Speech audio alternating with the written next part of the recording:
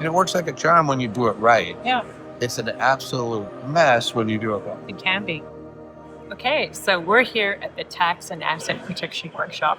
We've had an amazing week with incredible speakers. I'm here with the one and only Toby Mathis.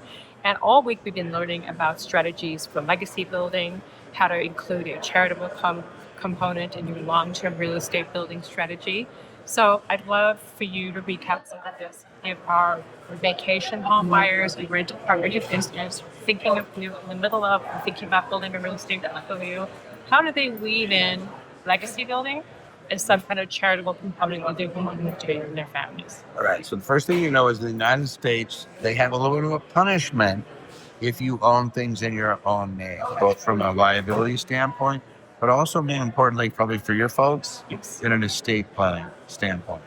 So if somebody who's from outside the United States, who's not a resident or U.S. citizen, owns something, the taxes can absolutely be onerous should they pass away and there's a transfer of that asset. It could be massive.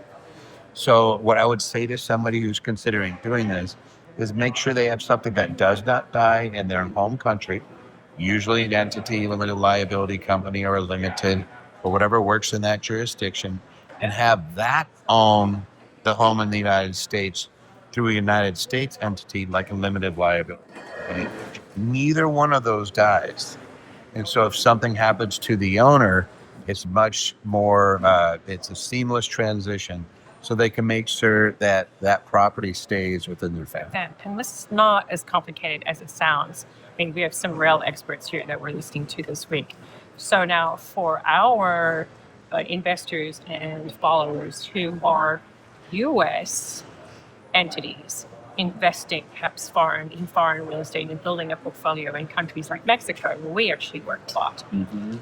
How could they incorporate this idea of building legacy into their family portfolio? So it's the same thing. So United States is one of two countries that taxes you if you're a citizen or a resident of the United States on your worldwide income. That is correct. That's right. So the first thing is let's set up something in the United States that does not die again. So that if something happens to me, the entities kind of Same survive. concept. And then look into that local jurisdiction and make sure you're working with somebody who understands how should we hold that particular piece of property so it flows back seamlessly into that plan. And it works like a charm when you do it right. Yeah, It's an absolute mess when you do it wrong. it can be.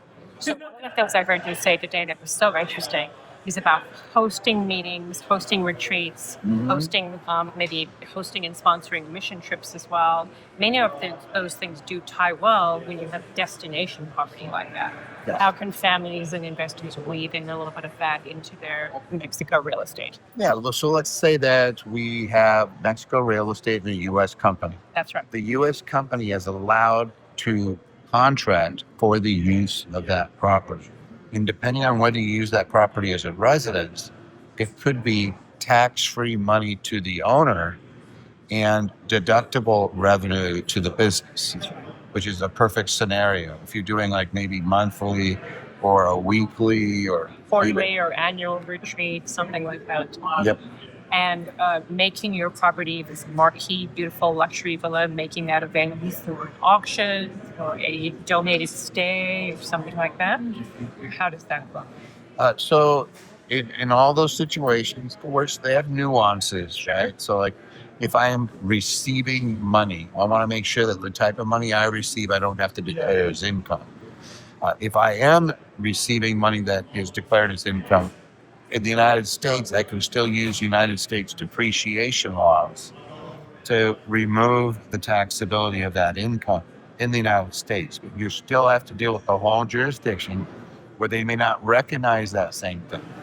But it depends on the country. Yeah. If I'm in a country with a treaty and I do have to pay a tax in that country, That's right. there's a Of good course. chance I'm getting a credit in the United States for even that amount. That's right. You are. So many good strategies and more to come this week. Thanks, Toby. I so appreciate it.